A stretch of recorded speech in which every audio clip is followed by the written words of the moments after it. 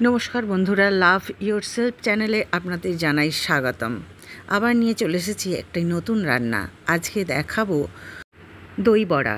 দই বড়া করার জন্যে আমি 300 মতো বিউলির ডাল প্রথমেই ভিজিয়ে দিয়েছি রাত্রের বেলা। তারপর সকালবেলা সেটা ডালটাকে ভালো করে পেস্ট করে নিয়ে তাতে জিরে, মৌরি, পরিমাণ মতো নুন আর একটু খাবার সোডা দিয়ে ভালো করে ফেটিয়ে নিয়েছি। সুন্দর করে ফেটাতে হবে, বেশ অনেকক্ষণ ধরে 10 থেকে 15 মিনিট ফেটিয়ে নেবার পর দেখতে হবে যে ঠিকঠাক ফেটানো হলো কি না। সেটার জন্যে একটা বাটিতে জল নিয়ে তাতে একটুখানি দিয়ে দেখবেন, যাতে দেখবেন ওটা ভেসে আছে। যদি ভেসে থাকে তো ভালো করে ফেটানো হয়ে গেছে। তো এবার ছোট ছোট বড়ার আকার নিয়ে কড়াতে তেল দিয়ে তেলটা গরম হলে সেই বড়াগুলোকে ভালো করে লাল লাল করে ভেজে নিতে হবে, যেন একদম পুড়ে না যায়। একদিকে ভাজা হচ্ছে, এদিকে আমরা তৈরি করে নেব মশলাগুলো।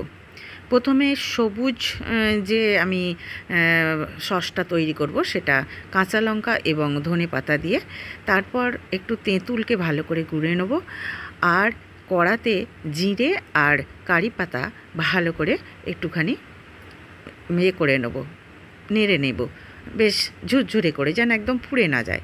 এবার একটি বাটিতে আমি একটু চিনি আর একটু নুন আর কারি পাতার ওই যে ভেজে নেওয়া মশলাটা দিয়ে আর ভাজা বড়াগুলোকে বেশ কিছুক্ষণ 10 মিনিটের মতো ভিজিয়ে রেখে দিলাম।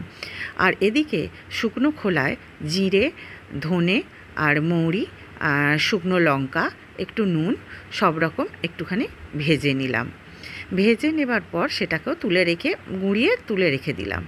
এরপর টক দই নিয়ে নিয়েছি। টক দইতে একটুখানি চিনি আর দিয়ে দিয়েছি একটুখানি পরিমাণ মতো নুন আর একটু বরফ দিয়ে ভালো করে টক দইটাকে ফেটিয়ে নিতে হবে। এরপর বড়াগুলোকে ভালো করে ছেঁকে ছেঁকে তুলে টক দইতে মিক্সড করে দিতে হবে। টক দই মিক্সড করে দিয়ে আবারও 5 মিনিটের মতো এটা টক দইতে ভিজিয়ে রেখে দিতে হবে। এরপর এতে একটু টমেটো সস আর তেঁতুলের যে চাটনিটা করেছিলাম সেটা, ধনেপাতার যে চাটনিটা করেছিলাম সেটা, সব কিছুই একটু একটু করে দিয়ে মাখিয়ে বেশ কিছুক্ষণ রেখে দিতে হবে। রেখে দেবার পর বেশ টকঝাল মিষ্টি স্পাইসি একটা দই বড়া তৈরি হয়ে যাবে।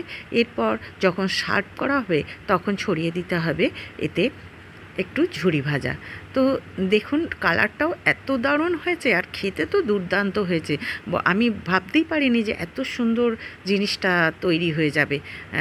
দেখুন খুব সুন্দর হয়েছে। আপনারা চটপট বানিয়ে ফেলুন আর অবশ্যই কমেন্ট করে জানান যে আপনাদেরটা কেমন হয়েছে। তো আজকের মতো চলুন, শুভরাত্রি। যাই বাড়ির লোককে খেতে দিই, দেখি কেমন হয়েছে তারা বলে।